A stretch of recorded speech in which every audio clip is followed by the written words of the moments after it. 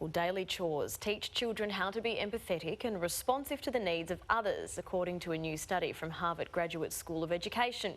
Parenting expert Claire Orange joins us. Claire, the benefits go even wider. It says chores can also help kids in school, with relationships and later on in their professions. I know, it's the best news for every parent out there, Jerry. It's time to celebrate and get your kids busy working.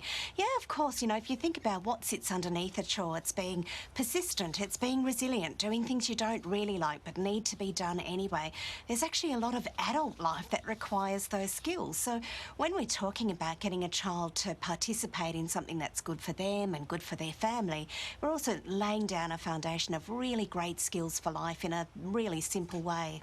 What is it that makes chores so impactful? I think mums and dads need more reasons to give their kids chores. Well, I think what we have to think about is now, as we're raising our children, there's not that many opportunities for them to have to wait, to have to save, to do things they don't like, and to see it through to the end point. We lead very busy lives, and sometimes children are robbed of these opportunities that actually grow the capacity of their brain to cope with life.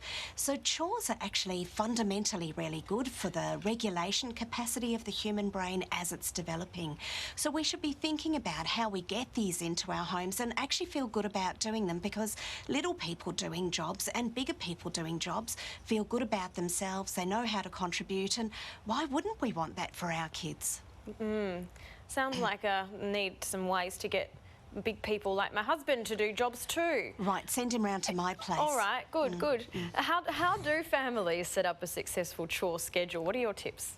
Right, I think you have to go possibly not too complex and make your first steps quite small. So I think, Jerry, maybe like with your husband, if he hasn't done too many chores before, set him one thing to do. So it might be putting his undies in the wash, or his socks. Yeah, that'd be nice. Yeah, that'd be nice.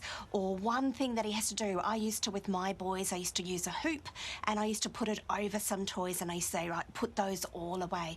So it was small, achievable, they could feel good, and then we built it out from there. So I think you can't sort of watch this and go, fabulous, out mow the lawn. You've got to go, well, how's it going to work in my family life? Where are we going to put it in our routine? Because if we're busy during the week, maybe it's a weekend, a Saturday morning. So think about what works for your family and your rhythm, but make it regular. So it's at least once a week that children are doing this participation, and some daily things if you can squeeze them in. What do you do if kids just simply refuse to do their chores? Do you have any techniques? Ah, yes, the techniques to do that. Well, I think we have children who grow up in homes where actually things are on tap.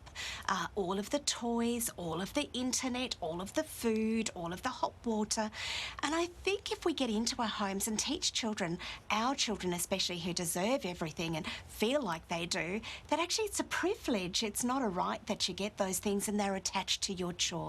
So if you want to have that bowl of ice cream after dinner, then we're going to have to empty the dishwasher to put your dirty bowl in. So if you make a kind of a natural consequence, the chore adds to the child's ability to contribute, then you're more likely to get them. If they say flat out no, well, there's ways around it. If you're paying pocket money, I'd be taking a bit of cleaning money out of it. Why not? Fair enough. Some shopping money for me, perhaps, a pair of shoes. Do it. What are some age-appropriate chores for age groups that you can recommend?